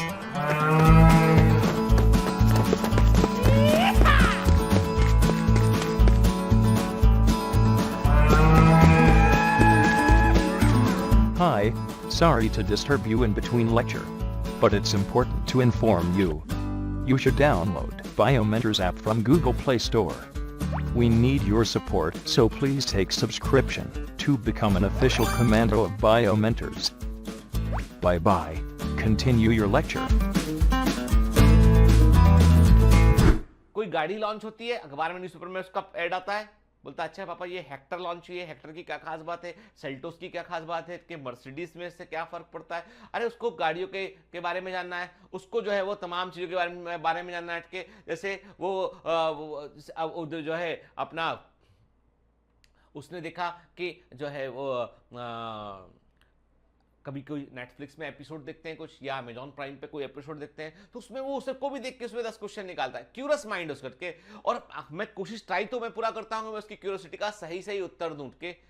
तो उससे क्या होता है, वो इवॉल्व कर रहा है, वो सीख रहा है के। और हमेशा यदि वो बोले ना कि ये भी पढ़ाई जैसा है, तो वो बोर हो जाएगा के। हमें क्या करते हैं, हम जो है पढ़ने को बर्डन समझते हैं, हमारी क्यूरियोसिटी को खत्म करके हम जो है कोर्स पूरा करना है, सिलेबस पूरा करना है, नीट देना है, एग्जाम में सॉल्व करना है, हम एक बोझ समझ के पढ़ाई करते हैं, इसलिए हमको अच्छा नहीं लगता पढ़ना के। लेकिन यदि आप जानने के लिए पढ़ाई करेंगे, अरे नीट में जो होगा यार होगा, देखा जाएगा जब आएगा पढ़ के। अभी तो जो पढ़ रहे हैं उसमें हमें एक्सीलेंस हासिल करना है के। तो जब आप हर चीज को अच्छे से करेंगे तो फाइनल रिजल्ट हमेशा अच्छा होगा, ठीक है। तो मैंने क्या कहा आपसे, मैंने कहा आपसे कि जो लूज कनेक्टिव टिश्यू है ये एपिथेलियम के लिए सपोर्टिंग फ्रेमवर्क के रूप में काम करता है। इसके अंदर फाइब्रोब्लास्ट सेल होती हैं जो कि फाइबर्स को सीक्रेट करती है, मैक्रोफेज सेल होती है, मास्ट सेल होती है, ठीक है, क्लियर। अब बात करते हैं हम एरियोलर कनेक्टिव टिश्यू की बात करते हैं, जो लूज कनेक्टिव टिश्यू का ही हिस्सा है, ठीक है ना। Basically it's a loose connective tissue के। तो क्या देख रहे हैं आप, आपको दिखाई पड़ रही है फाइब्रोब्लास्ट सेल के, collagen fibre, macrophage, elastic fibre, जो अभी जिक्र किया वो सब आप स्क्रीन पर देख रहे हैं यहाँ पे, और this is the actual image जिसको हम यहाँ पे दिखा रहे हैं आपको, स्टैंडिंग के बाद एक्चुअल इमेज है। ठीक, अब आते हैं हम एडिपोज टिश्यू की बात करते हैं अगेन के। तो एडिपोज टिश्यू भी क्या है, वो भी लूज कनेक्टिव टिश्यू का ही एक भाग है। ठीक है, adipose tissue is another type of loose connective tissue located mainly beneath the skin, ये भी स्किन के नीचे होता है। ठीक है, और इनकी सेल की खास बात क्या होती है, ये फैट को स्टोर करती है। याद रखिएगा, हम मोटे हो जाते हैं कई बार। ठीक है, आपको बता दूं कि अभी जो है वो मेरी एज में सबसे बड़ा संघर्ष यही होता है कि भाई मोटे ना हो जाए। ठीक है, ज्यादा पेट ना निकल आए। ठीक है, दौड़ना पड़ता है, भागना पड़ता है, एक्सरसाइज करनी पड़ती है, सब करना पड़ता है। और जब मैं कॉलेज में पढ़ता था, मेडिकल में था, तो मैं हमेशा एक कोशिश करता था कि मैं थोड़ा मोटा हो जाऊं, इतना दुबला पतला कि सिंगल फ्रेम का व्यक्ति, गाल भी ऐसे थे और मैं बड़े बाल रखता था। ठीक है, अरे अपनी बात बता रहा हूँ, आपसे शेयर कर रहा हूँ, फैमिली वाले की, आप तो मेरे फैमिली मेंबर जैसे हैं। तो मैं उस समय जो है वो अपने बड़े से हेयर रखता था, क्योंकि उस समय जो है 90s, ये बात है कब की, 97 के आसपास की बात है। उस समय सलमान खान की मूवीज आया करती थी, वो बड़े बाल रखता था। तो मैंने भी कोशिश किया थोड़े बड़े बाल रखूं, लेकिन मेरे थोड़े से कर्ली हेयर्स थे तो वो अच्छे नहीं लगते थे उठ के, लेकिन मैं दुबला पतला था। तो उस समय मैं सोचता कि थोड़ा मोटा, तो खूब सारा खाना खाता था, खूब सारा जो है वो जो मिल जाए, जो जहां मिल जाए वो सब खाना शुरू करके, मिठाई भी खाता था कि भाई थोड़ा, उससे कहते हैं कि थोड़ा फैट आएगा उससे के। फिर जो है वो इस पे घी भी खूब सारा लगा के रोटी में खाता था। एक जमाना वो था जब जो है वो मोटे होने के लिए संघर्ष करते। फिर किसी ने बोला कि एक झंडू पंचारिस्ट आता है, उसको पियोगे ना तो उससे हेल्थ अच्छी सुधर जाएगी। वो भी पीकर देखा, बड़ा बुरा सा था, एकदम बेस्वाद, बड़ा बुरा के, लेकिन वो भी किया, कुछ नहीं हुआ। आप संघर्ष इस बात का है कि क्या नहीं खाना है, इसको खा लेंगे तो मोटे हो जाएंगे, इसको खा लेंगे तो कैलोरी मिल जाएगी, इसको खा लेंगे तो ये हो जाएगा। के अब सब कुछ है, लेकिन खाने के सारे ऑप्शन भी अवेलेबल है, लेकिन नहीं खा सकते क्योंकि मोटे हो जाएंगे। मोटे हो जाएंगे मतलब ये स्किन के नीचे एडिपोज टिश्यू इकट्ठा हो जाएगा जाके। ठीक है, कहानी का एंड ये है कि भैया स्किन के नीचे एडिपोज टिश्यू जो है वो इकट्ठा होने लगेगा, फैट सेल्स बनेंगे। और फैट सेल क्या होती हैं, जो भी आपकी बॉडी की रिक्वायरमेंट है, यदि आप उससे अधिक भोजन लेते हैं तो आपका जो एक्स्ट्रा फूड होता है, वो फूड जो है वो बॉडी बर्न तो उसको कर नहीं सकती है, क्योंकि बॉडी का अपना एक मेटाबॉलिक रेट था, उसने उतना फूड बर्न कर दिया, उतना उसने यूज कर लिया। रेस्ट ऑफ द फूड को बॉडी स्टोर करती है, और कहां स्टोर करती है, वो एडिपोज सेल्स के अंदर स्टोर करती है, और वो एडिपोज सेल्स को वो स्किन लेयर के नीचे इकट्ठा करती है। ठीक है, कहां हमारे स्किन लेयर्स के नीचे इकट्ठा होगा। ठीक है, हम जो हिप वाला पोर्शन है वहां इकट्ठा होगा। ठीक है, जो बेली वाला, पेट वाला पोर्शन है वहां इकट्ठा होगा। ठीक है, धीमे धीमे जब वो हिस्से भरा जाएंगे तो बॉडी के अलग अलग हिस्से पर जो है वो फैट जाकर इकट्ठा होने लगेगा। ठीक है, और आपको बता दूं, बॉडी को के लिए ये वरदान है। ठीक है, जो एडिपोज टिश्यू है वो पुराने समय में, जब आज देखो, आज तो क्या, आज तो हमने जो है वो इतना, ह्यूमंस ने इतना कुछ कर लिया है कि वो तीनों समय भोजन को उपलब्ध होता है। आप जो है वो फूड को परचेज कर सकते हैं, फूड को आप उगा सकते हैं, आप सब सीख गए। लेकिन जब जो है प्रकृति में ह्यूमन का जब ओरिजिनेट हुआ, जब ह्यूमन का इवोल्यूशन हुआ, तब जो है वो शिकार करना पड़ता था। शिकार करने के बाद व्यक्ति खाना खाता था, और उसको कई बार दिन में एक बार भोजन मिलता था, कई बार 2 दिन में एक बार उसे खाने मिलता था। तो उस समय बॉडी जिंदा रहने का तरीका यह था कि मान लो फूड नहीं मिला तो वही व्यक्ति जीवित बचेगा जिसकी बॉडी में अधिक फैट सेल प्रेजेंट है, ताकि वो अधिक लंबे समय तक जो है वो बगैर खाए रह सकता है। तो बॉडी ने धीमे धीमे फैट को पकड़ना शुरू किया, उसने फैट का ये कैरेक्टर इवॉल्व करना शुरू किया उसने, कि जो भी आप खाएंगे तुरंत उसको स्टोर कर रहे हैं। एक प्रकार से बॉडी भी सेविंग करती है। होता ना, घर में सैलरी आता है, सैलरी का एक हिस्सा खर्च कर दिया भाई ये चीजों में, और एक छोटा हिस्सा सैलरी का सेव कर लिया, इमरजेंसी के लिए, कल को जरूरत पड़ेगी अचानक से फंड की, तो उस सेविंग में से हम कुछ कर सकते हैं, उस बचे हुए पैसे में से कुछ कर सकते हैं हम। ठीक है, तो वैसी बॉडी भी जो है वो आपके मेटाबॉलिज्म के बाद जो बचता फूड उसको वो स्टोर कर लेती है, बर्बाद नहीं करती, स्टोर कर लेती है। तो एडिपोज टिश्यू में स्टोर होता है। ठीक है, तो क्या लिखा देखिए, the excess nutrient which are not used immediately, जो एक्सेस न्यूट्रिएंट जिनको इमीडिएटली इस्तेमाल नहीं किया जाता है, are converted into fat and stored in this tissue. के वो फैट में कन्वर्ट हो जाते हैं और उनको इस टिश्यू में स्टोर करते हैं। ठीक है, और ये मोस्ट ऑफ द परिवर्तन जो होते हैं वो लिवर के माध्यम से होते हैं, they are through the liver के। इसलिए आप देखना इंडिया में आप किसी भी आदमी, इंडिया में आप जो है, जो लोग बिल्कुल एथलेटिक हैं उनकी बात नहीं करके, जो एथलेटिक हैं या आपकी उम्र में जो यंगस्टर्स हैं के एकदम जो है वो यंग एडल्ट्स हैं, उनकी बात नहीं करा। मिडिल एज के किसी व्यक्ति का यदि आप सोनोग्राफी कराएंगे, उसका माइल्ड फैटी लिवर आएगा, उसमें हल्का सा फैटी लिवर आएगा, क्योंकि फैट जो है बॉडी में वो प्रोसेस होने का कार्यक्रम जो है, काम जो है वो लिवर के थ्रू ही होता है वहां से, ठीक है। तो कुल मिलाकर बात ये है कि जो है एडिपोस टिश्यू जो है क्या है, वो बेसिकली फैट सेल से बना होता है और इसमें रिजर्व फूड फैट प्रेजेंट होता है। तो आप देख रहे हैं ये एक्चुअल में आप देख रहे हैं ये आपको एडिपोस सेल्स जो है आपको दिखाई पड़ रही है, ठीक है ना। इनके अंदर क्या भरा हुआ, जो आपको एम्प्टी लुकिंग खाली दिखाई पड़ रहा है ना, एक्चुअली इसके अंदर ट्रांसपेरेंट फैट भरा हुआ है इसके अंदर, ठीक है। देखिए आप ना, ये हम जो है वो एक दूसरा माइक्रोस्कोपिक इमेज देख रहे हैं। यहाँ पे हम देख रहे हैं कि स्टन क्या है इनको, एडिपोस को। तो ये स्किन के नीचे जो फैट सेल्स होती हैं वो ऐसी होती हैं। जब हम फास्टिंग करते हैं, जब हम जो है वो ओवर एक्सरसाइज करते हैं और हमारा फूड इंटेक हम थोड़ा करेक्ट करते हैं, तब हमारा वजन कम होने लगता है, क्योंकि ये सेल्स जो होती है वो सेल्स जो है वो धीमे धीमे नष्ट होने लगती हैं और इनसे फैट निकलता है, बॉडी उस फैट का यूज कर लेती है। इसीलिए जो जब आप लंबा उपवास करते हैं तो यूरिन का टेस्ट करने पर कीटोन बॉडीज दिखाई पड़ते हैं, और कीटोन बॉडीज यदि यूरिन में आ रहे हैं, इसका मतलब यह है कि बॉडी फैट का इस्तेमाल कर रही है, ठीक है। इंटरेस्टिंग बात यह है कि जिन लोगों को डायबिटीज होता है, ठीक है, अब मैं तो डायबिटीज के डॉक्टर हूं, के जिन लोगों को डायबिटीज होता है उनके यूरिन के अंदर भी आपको और ब्लड के अंदर भी कीटोन बॉडीज देखने मिलते हैं। अब आप बोलोगे सर डायबिटीज में तो एक्सेस ग्लूकोज लेवल होता है, तो वहां फिर बॉडी फैट को क्यों यूज कर रही होती है? अरे भाई, डायबिटीज में, स्पेशली टाइप 1 डायबिटीज में एक्सेस जो है वो ग्लूकोज लेवल प्रेजेंट है, क्योंकि ग्लूकोज को बॉडी यूज नहीं कर पा रही है और बॉडी को ग्लूकोज यूज करने के लिए इंसुलिन की रिक्वायरमेंट होती है और इंसुलिन बॉडी में है नहीं है, ठीक है। इसलिए वो ग्लूकोज किसी काम का ही नहीं बचा।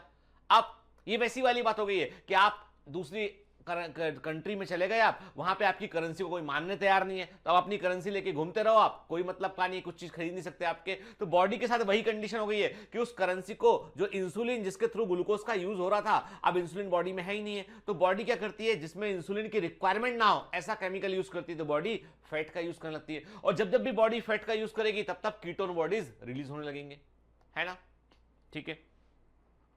तो ये हमने देखा कि हमें एडिपोस सेल दिखाई पड़ रही है, ठीक है। तो अब देखो बेटा, अब हम जो है एनसीईआरटी का इमेज जो एम्स के अंदर, एम्स 2019 में के एम्स 2019 में ये वाला इमेज पूछा गया है एक सेशन के अंदर, ठीक है ना। अलग अलग पाली होती है ना बेटा एग्जाम की, तो उसमें एक में ये क्वेश्चन पूछा गया लूज कनेक्टिव टिश्यू का इमेज देके, ठीक है। तो पहला डायग्राम देख रहे हैं हम, एरियोलर टिश्यू का देख रहे हैं, दूसरा एडिपोस टिश्यू का देख रहे हैं। और एरियोलर टिश्यू में आपको मास्ट सेल दिखाई पड़ रही है, कोलेजन फाइबर दिखाई पड़ रहे हैं, फाइब्रोब्लास्ट दिखाई पड़ रहा है, मैक्रोफेज दिखाई पड़ रहा है। याद रखना इसकी जो लेवलिंग है और ये डायग्राम है, this is very very important, यही डायग्राम एग्जाम में आएगा, ठीक है। तो इसको लेवलिंग ध्यान रखिएगा, और मैं भी आपसे टेस्ट में ये डायग्राम पूछूंगा, ठीक है।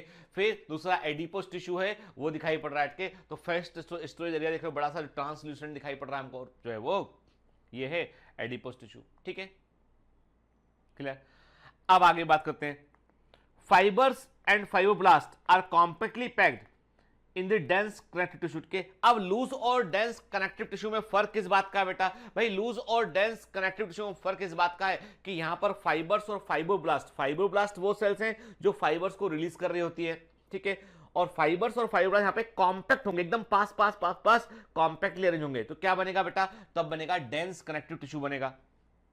अब जो फाइबर्स पास पास में हैं उनका अरेंजमेंट किस तरह का, इस पर भी डिपेंड करता है। वो एक प्रकार से रेगुलर अरेंजमेंट है, एक पैटर्न में है, या इरेगुलर अरेंजमेंट के। तो मैंने कहा orientation of fibres show a regular और इरेगुलर पैटर्न के। जो फाइबर्स का ओरिएंटेशन है वो रेगुलर या इरेगुलर पैटर्न को शो कर सकता है, क्या? ठीक है। इसीलिए ये जो डेंस कनेक्टिव टिश्यू है ये भी दो तरह के होते हैं, डेंस रेगुलर और डेंस इरेगुलर। अब आपको बोलोगे सर ये हमको समझ में नहीं आ रहा। देखो बेटा, फाइबर्स के फाइब्रोब्लास्ट इमेजिन कर रहे हैं के फाइब्रोब्लास्ट फाइबर्स क्या है? ये रेगुलर है कि इरेगुलर है? ये रेगुलर है, ठीक है।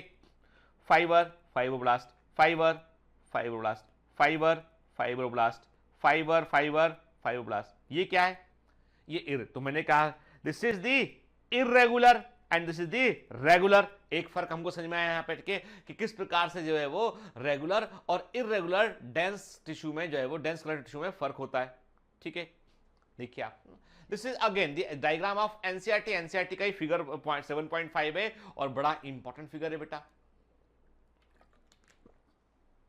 जो मैंने बोर्ड पर लाइन डायग्राम बनाया वही आपको ये इमेज में दिखाई पड़ रहा है। आप देखिए इमेज ए में, देखिए बाकायदा एक फिक्स पैटर्न है कि फाइवर्स आपको बिल्कुल पैटर्न में दिखाई पड़ रहा है इसके, और दूसरे वाले में एक रैंडम दिखाई पड़ा आपको। तो एक पहला वाला क्या है, डेंस रेगुलर कनेक्टिव फाइबर है, दूसरा वाला क्या है, डेंस इररेगुलर कनेक्टिव फाइबर है।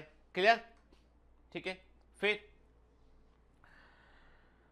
in the dense regular connective tissue the collagen fibers are present in rows between many parallel bundles of fiber के। तो क्या कहा मैंने आपसे कहा कि डेंस रेगुलर कनेक्टिव टिश्यू में क्या होता है, कोलेजन फाइबर जो है वो पंक्ति में जो है वो रोज में पाए जाते हैं। इनके बीच में दूसरे प्रकार के फाइबर आपको बंडल्स के रूप में देखने मिलेंगे, जैसे इलास्टिन फाइबर हुआ आप काट के, रेटिकुलर फाइबर आपको देखने मिलेंगे, ठीक है ना। और इसका बेस्ट एग्जांपल क्या है, इसका बेस्ट एग्जांपल होता है डेंस रेगुलर कनेक्टिव टिश्यू का बेस्ट एग्जांपल होता है टेंडॉन्स और लिगामेंट के।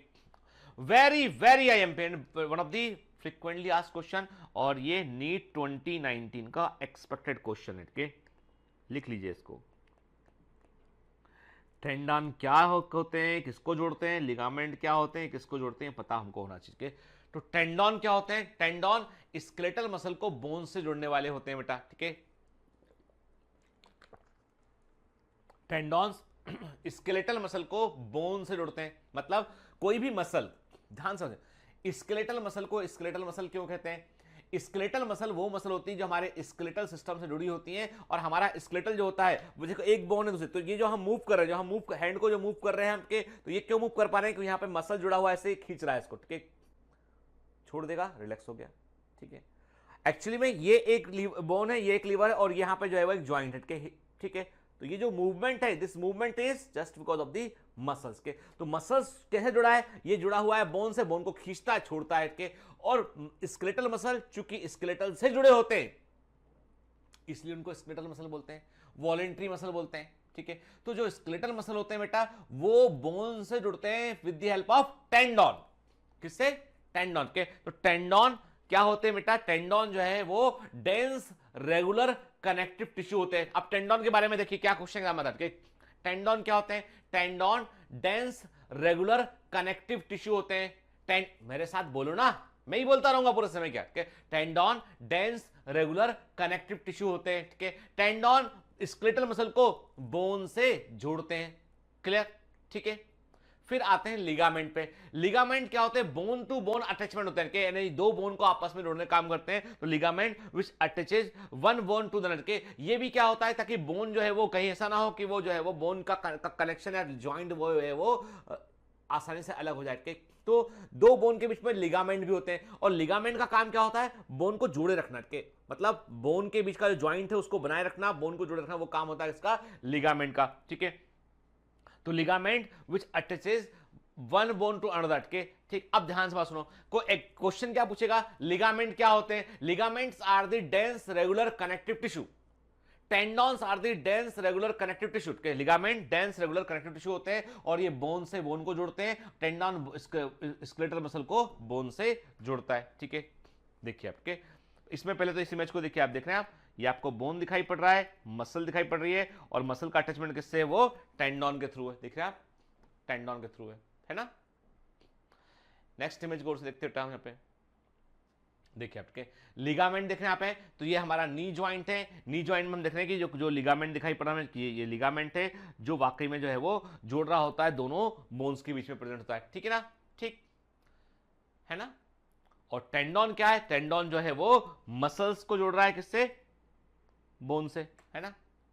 देखिए ना, तो ये देख रहे हैं एसीएल जो लिखा ना, ये ACL, this is the anterior cruciate ligament, anterior cruciate ligament के। जो लोग फुटबॉल खेलते हैं ना, कई बार चोट लगने पर ये लिगामेंट टूट जाता है, ठीक, और फिर ऑपरेट करना पड़ता है इसको।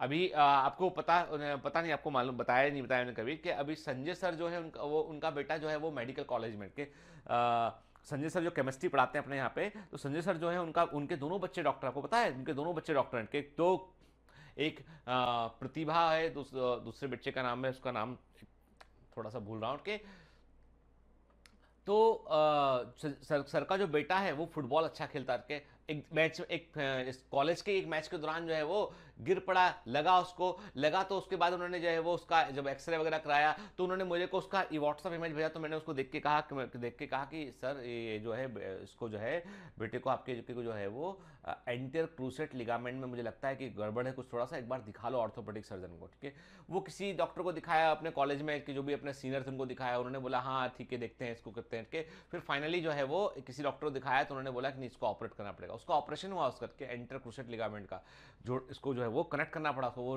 टीयर कर गया, टूट जाता है एक हिस्सा उसका, उसको बोलते हैं टीयरिंग ऑफ लिगामेंट कहते हैं। ठीक है, this is one of the very very significant ligament, इसके बगैर आदमी ठीक से चल नहीं पाता है फिर। ठीक है, and it's very painful also. फिर आते हैं तो अभी जो पढ़ रहे हैं ना इसका क्या सिग्निफिकेंस है वो मैं आपको बता रहा हूं एग्जांपल देके कि भाई देखो ये जो पढ़ रहे हो ना ये कोई मामूली चीज नहीं है, यही सब मेडिकल में काम आता आगे चल के। ठीक, अब बात करते हैं डेंस इरेगुलर कनेक्टिव टिश्यू की बात करते हैं। इसमें फाइब्रोब्लास्ट होते हैं, कई सारे फाइबर होते हैं, ठीक है, मोस्टली कोलेजन फाइबर होते हैं, लेकिन ये जो है वो एक पैटर्न में एक प्रकार से ऐसे जो है फिक्स पैटर्न में अरेंज नहीं होते हैं, डिफरेंटली अरेंज होते हैं। ठीक, और ये कहां देखने मिलते हैं? ये स्किन में प्रेजेंट होते हैं। This tissue is present in the skin, ये स्किन में हमको देखने मिलता है। ठीक, तो स्किन में जब एपिडर्मिस के नीचे जो डर्मिस वाला आप हिस्सा देखते हो, एपिडर्मिस के नीचे जो डर्मिस वाला आप हिस्सा देखते हो बेटा, वहां पे आपको इस तरह के जो है वो टिश्यू जो है वो देखने मिलते हैं उसके नीचे। ठीक, तो हम क्या देख रहे हैं? एपिडर्मिस से और डर्मिस से पूरा स्किन बना होता है, डर्मिस के ठीक नीचे आप देख रहे हैं लूज कनेक्टिव टिश्यू आपको दिखाई पड़ते हैं। क्या जो एरुलर टाइप के भी होते हैं, एडिपोस टिश्यू भी होते हैं, इसका वैरायटी ऑफ टिश्यू देखने मिलते हैं। वहीं पर हमको डेंस इरेगुलर कनेक्टिव टिश्यू भी देखने मिलते हैं। ठीक है, क्लियर? अब आते हैं कार्टिलेज, बोन एंड ब्लड के। जो कार्टिलेज हुए, बोन हुआ बेटा, और जो ब्लड हुआ, ये स्पेशल टाइप के जो है वो कनेक्टिव टिश्यू होते हैं। ठीक है, तो cartilage, bone and blood are the various type of specialised connective tissue के। याद रखिए फर्क क्या है। यदि एरियुलर टिश्यू को देखोगे, मेरी बात सुनना ध्यान से, यदि आप एरियुलर टिश्यू को देखोगे तो उसका जो ग्राउंड सब्सटेंस है वो सेमी फ्लूइड था, है ना, जेली के समान था, लेकिन वही ग्राउंड सब्सटेंस कार्टिलेज में जो है वो सॉलिड हो जाता है। The intercellular substance in of cartilage is solid, ठीक है ना, and pliable and resist compression के, और ये सॉलिड होता है, ठीक है ना, और एक प्रकार से लचीला तो होता है, लेकिन जो है वो दबाने पर वो आसानी से दबता नहीं, ठीक है, एंड कंप्रेस करने पर आसानी से वो कंप्रेस नहीं होता, ठीक है। मस्त मतलब ये है कि इट बिकम्स, जो इंटरसेलुलर सब्सटेंस है वो थोड़ा सा जो है वो कॉम्पैक्ट हो गया है, वो जो है उसके बीच में जो है वो सॉलिड हो गया है, और उसमें कंप्रेशन आसानी से नहीं हो सकता है, ठीक है। याद रखिएगा, जो कार्टिलेज है, सेल्स ऑफ दिस टिश्यू, उन्हें हम क्या बोलते हैं? कार्टिलेज की सेल्स को हम कॉन्ड्रोसाइट सेल बोलते हैं, कि ऐसी सेल्स जो कार्टिलेज को जो है वो सीक्रेट भी करती है, बनाने में हेल्प भी करती है, उन्हें हम कॉन्ड्रोसाइट सेल्स कहते हैं। तो जो कार्टिलेज होता है बेटा, उसकी जो सेल्स को हम कॉन्ड्रोसाइट सेल बोलते हैं, और ये सेल छोटी छोटी कैविटी के अंदर देखने मिलती हैं, और उन कैविटी को हम लेकुना बोलते हैं, कि are enclose in small cavities, और इन स्मॉल कैविटीज को हम कहते हैं लेकुना कहते हैं नाम, ठीक है।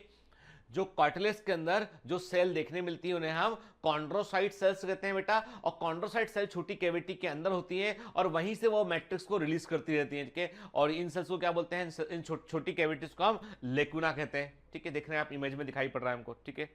याद रखिएगा, कार्टिलेज जो है वो भी तीन तरह का होता है। मैंने कहा इलास्टिक कार्टिलेज सबसे अधिक फ्लेक्सिबल टाइप का कार्टिलेज होता है, जो हमारे ईयर में होता है, and this is the elastic cartilage, the most flexible type of cartilage के, तो ये फ्लेक्सिबल कार्टिलेज होता है। दूसरा हाइलिन कार्टिलेज जो है हमारी नोज में होता है। यदि हम ईयर और नोज में देखें तो देखिए ईयर को हम आसानी से मूव कर पाते हैं, पर नोज को मूव करने में थोड़ा हमको जो है वो आसानी से इसको मूव नहीं कर पाते हैं।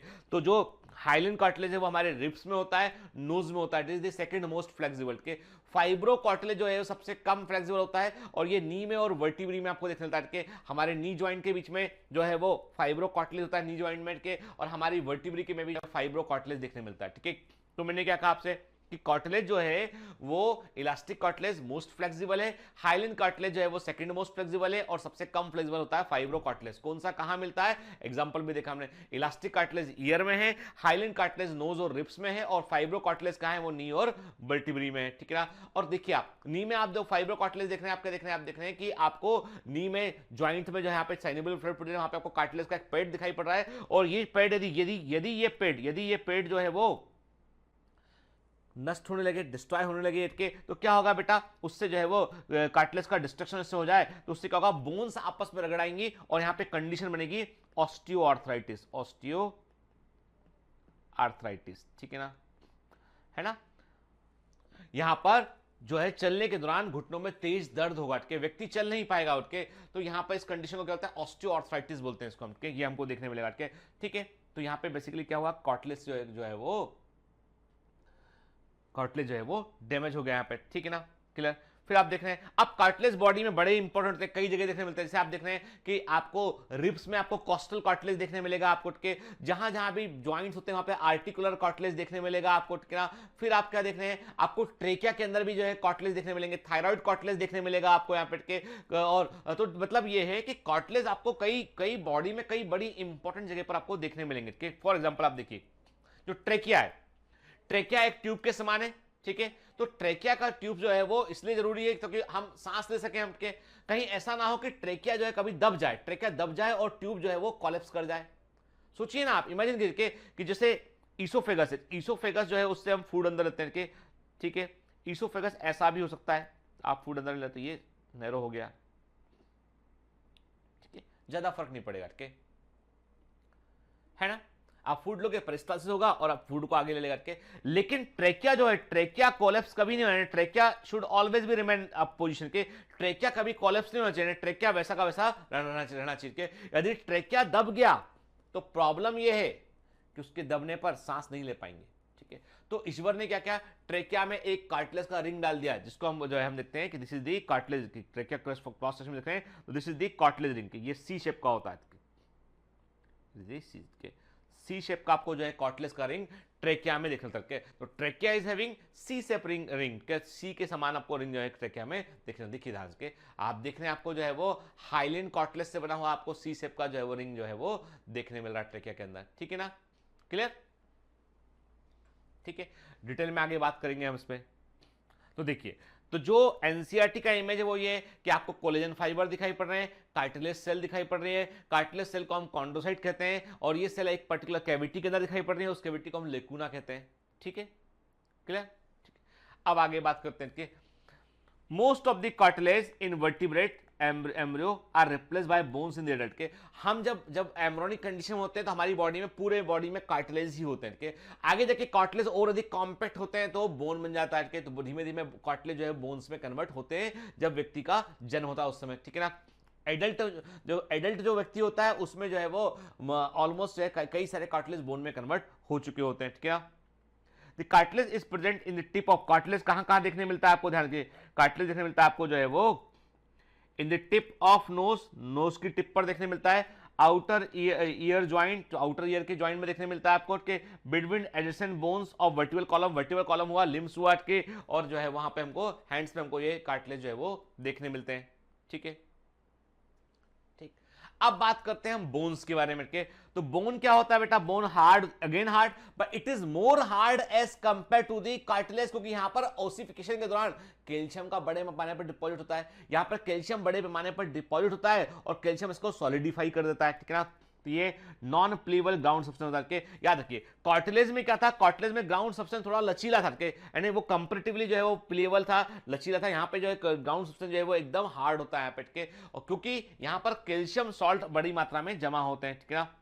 इसीलिए जो लोग अपनी डाइट में दूध दही नहीं लेते हैं, कैल्शियम का इस्तेमाल नहीं करते हैं, ऐसी डाइट नहीं खाते हैं जो बॉडी जिसके लिए कैल्शियम, जिससे कैल्शियम मिलता हो, तो उन लोगों की हड्डियां कमजोर होने लगती है, क्योंकि बॉडी में जो सबसे बड़ा कैल्शियम का स्टोर हाउस है वो हमारा बोन्स है, के। लेकिन यदि आपकी डाइट में जो है वो कैल्शियम नहीं होगा तो आपकी बॉडी को कैल्शियम चाहिए, क्योंकि कैल्शियम नहीं होगा तो हार्ट भी काम नहीं कर पाएगा, कैल्शियम नहीं होगा तो मस्कुलर कॉन्ट्रैक्शन भी नहीं हो पाएगा, कैल्शियम नहीं होगा तो आप सर्वाइव नहीं कर सकते हो। तो इसलिए लेकिन बॉडी में कभी भी कैल्शियम की एकदम से कमी नहीं होती, उसके पीछे कारण ये है कि आपकी बॉडी में जो बोन्स हैं उनसे कैल्शियम निकलने लगता है, धीमे धीमे हड्डियां कमजोर होने लगती हैं, बुढ़ापे में हड्डियां कई बार इतनी कमजोर हो जाती हैं कि अपने आप से फ्रैक्चर होने लगता है, ऑस्टियोपोरोसिस बोलते हैं इस कंडीशन को, के ऑस्टियोपोरोसिस में हड्डियां एकदम भंगुर हो जाती हैं, उनके पूरे कैल्शियम निकल चुका होता है, एकदम सॉफ्ट हो जाती है हड्डियां, ठीक है, तो अपने आप फ्रैक्चर हो जाता है व्यक्ति को।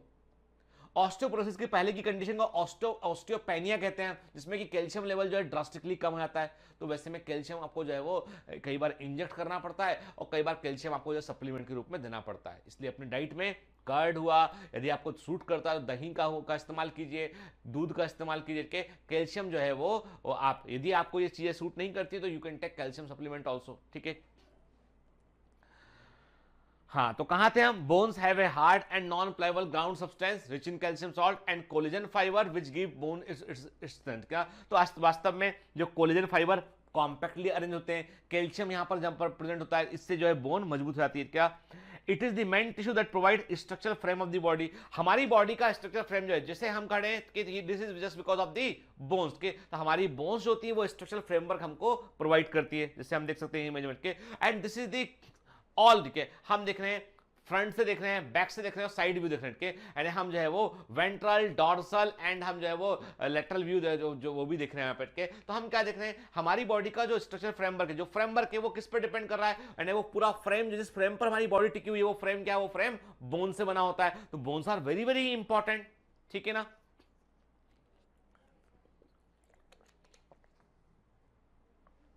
कौन सी बोन है, किस तरह की बोन है, ये सब कुछ हम कहां पढ़ेंगे? ये सब कुछ पढ़ेंगे हम जब देखेंगे बेटा लोकोमोशन वाला चैप्टर पढ़ेंगे, के मूवमेंट एंड लोकोमोशन, ठीक है। तो देखिए आप, ये बोन्स को शो करता है ना। ये इमेज जो है इंसेट का इमेज है, ये it is more compact as compare to the cartilage, ठीक।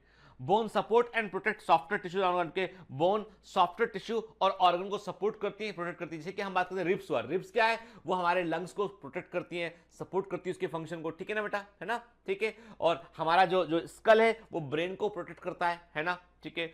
The bone cells osteocyte are present in spaces called lacunae के। तो बोन सेल, देखो जो कार्टिलेज सेल थी वो कॉन्ड्रोसाइट्स थी, और जो बोनी सेल्स हैं वो ऑस्टियोसाइट्स हैं। और ये भी जो है वो लेक्यूना में हमको देखने मिलती है कि जो लंबी बोन्स होती हैं, जैसे हमारे हाथ और पैर की हड्डियां होती है, specially long bone of the legs, long bone of the हमारे अपर लिम्ब के, तो ये जो होती है बेसिकली जो है ये बड़ी स्ट्रांग बोन होती है। और उसमें से भी जो लेग की जो बोन होती है वो वास्तव में वेट वेयरिंग बोन होती है, तो उनको वजन जो है वो उठाना पड़ता है, क्योंकि हमारी बॉडी का पूरा वजन फाइनली हमारे लेग्स के ऊपर होता है। इसीलिए नंबर एक, मैं एक बड़े मुंबई के अंदर एक बड़े ऑर्थोपेडिक सर्जन है, he is very big short surgeon के, जिन्होंने शाहरुख खान के शोल्डर का भी ऑपरेशन कभी किया हुआ, उन्होंने सोनिया गांधी को भी शोल्डर का ऑपरेशन उन्होंने किया हुआ। He is one of the very famous orthopaedic surgeon इन मुंबई। क्या उनसे मेरे को मिलने का मौका मिला तो वो बताने लगे कि एक्चुअली में लोगों को नी ज्वाइंट के लोग को लेके बात चल रहा था, तो बोल लगे कि लोग क्या करते हैं कि वो जो है जनरली आलती पालती मारकर बैठ जाते हैं, ठीक है ना, होता ना कि पैर को ऐसे करके वो योगा वाली पोजीशन करके। तो बोल रहे थे कि एक्चुअली में कुछ समय के लिए तो बॉडी की फ्लेक्सिबिलिटी के पॉइंट ऑफ व्यू से कुछ समय के लिए पोजीशन ठीक है, अदरवाइज क्या होता है कि जब आप इस प्रकार से जॉइंट को ओवर स्ट्रेच करते हैं तो वैसे में जो है वो नी जॉइंट पर सबसे अधिक जो है वो, क्योंकि दिन भर आपका वजन भी उठाना है और आप उसको ओवर स्ट्रेच भी कर रहे हैं, तो वैसे में नी जॉइंट कई बार सफर कर जाता है। इसलिए घुटनों को बचा कर रखिए, घुटने बड़े इंपॉर्टेंट होते हैं, ठीक है। मुझको बोल रहे थे, ऐसी बात चली थी, मैं मुझको कह रहे थे कि आप लंबा लंबा लेक्चर खड़े रहकर आप लेक्चर देते हो, तो you should take care of you at least you. तो मैंने कहा यार मैं बैठ के पढ़ाता हूं, तो मैं बच्चों से जो है वो मुझे लगता है कि पता नहीं, बैठ के पढ़ाता हूं तो मुझे ऐसा लगता है कि मैं सो जाऊंगा, ठीक है, तो इसलिए मैं खड़ा होकर पढ़ाता हूं। तो ठीक है, तो मुझे उन्होंने बोला कि नहीं at least you should bear the knee band के। तो फिर मैं अब सबसे उनके कहने के बाद फिर मैं नी बैंड का इस्तेमाल करता हूँ, तब नी पे एक जो है वो बेसिकली नी कैप बोलते हैं, नी कैप होता है तो एक लेयर होता है जिसको आप लगा ले तो नी को थोड़ा सपोर्ट मिल जाता है उससे, क्योंकि लंबे लंबे लेक्चर होते हैं, लगातार खड़े रहना पड़ता है। तो कुल मिलाकर बात यह है कि लिम्ब बोन जो होती है, जैसे long bone of the legs होती है, वो वेट बेयरिंग फंक्शन को वेयर करती है। They also interact with skeletal muscle attach to them and bring about the movement के, जो मूवमेंट होते हैं वो भी इन बोन्स के थ्रू हो पाते हैं। एंड हमारी मसल्स कॉन्ट्रैक्ट इन बोन्स को जो है वो पुल करती है, पुश करती है, इससे मूवमेंट हो पाते हैं, ठीक है। देखिए आप ना, हम देख रहे हैं बोन, और देखिए लॉन्ग बोन के अंदर आपको बोन मेरो भी देखने मिलेगा, और बोन मेरो जो होता है बेटा वो बड़ी यूनिक चीज है। याद रखना, पक्षी होते हैं, बर्ड्स जो होते हैं उनकी बोन में बोन मेरो नहीं होता है, क्योंकि न्यूमेटिक बोन होती है उनकी। पक्षियों में बोन के अंदर जो एक खाली जगह होती है, लेकुना होता है उसमें बोन मेरो नहीं होता है, पर मैमल्स में हमको जो है बोन मेरो देखने मिलता है। के बोन मेरो जो होता है ये ब्लड को प्रोड्यूस करने में रोल प्ले करता है बेटा के। तो हम देख रहे हैं कि बोन में कॉम्पैक्ट बोन दिखाई पड़े, ब्लड सप्लाई भी इसके अंदर होती है, हैवर्सन कैनाल देखने मिलती है यहाँ पर हमको। जब हम बोन को डिटेल में पढ़ेंगे तब उस पर हम बात करेंगे, ठीक है, क्लियर। तो bone marrow in some bone is the site of the production of blood cell के, तो हम देख रहे हैं कि बोन के अंदर जो बोन मेरो होती है, इसको हिंदी में हम अस्थि मज्जा कहते हैं। ये बोन मेरो जो होती है ब्लड को प्रोड्यूस करने का स्थान होती है, ठीक है। फिर व्हाट इज ब्लड?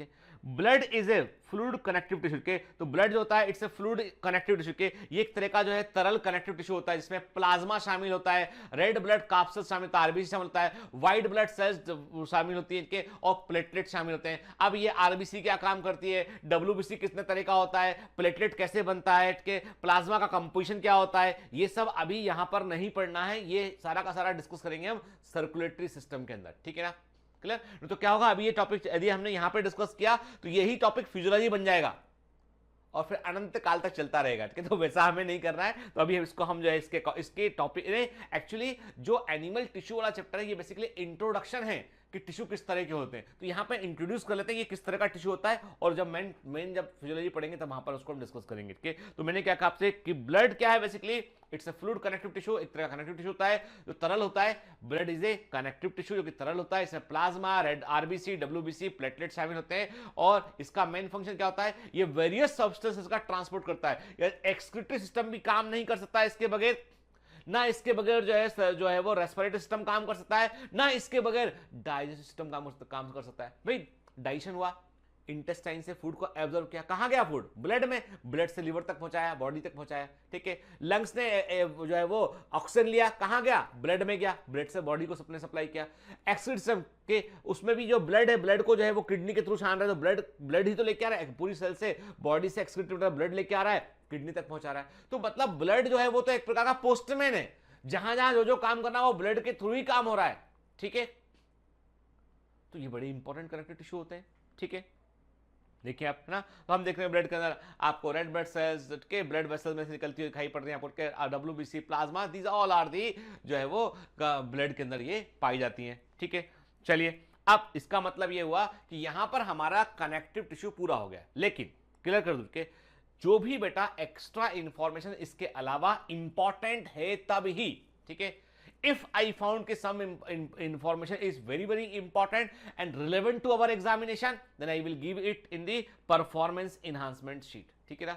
कुछ उसमें समझ में नहीं आएगा मुझे बता देना, मैं बता भी दूंगा क्लास में, ठीक है ना, लेकिन उसके अकॉर्डिंग हमको चलना है बेटा, ठीक है, clear.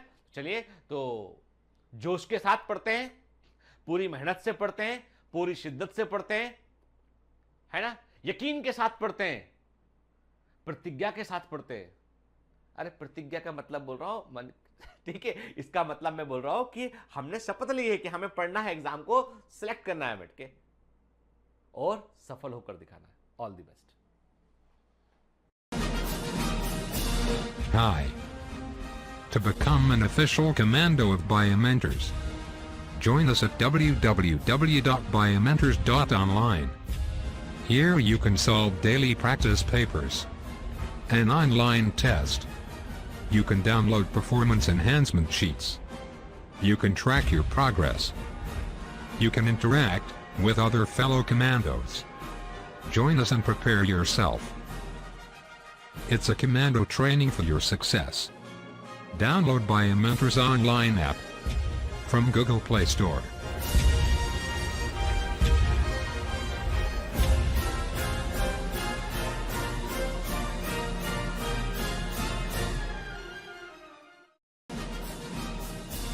Hi. To become an official commando of Biomentors, join us at www.biomentors.online. Here you can solve daily practice papers, an online test. You can download performance enhancement sheets. You can track your progress. You can interact with other fellow commandos. Join us and prepare yourself. It's a commando training for your success. Download Biomentors online app from Google Play Store.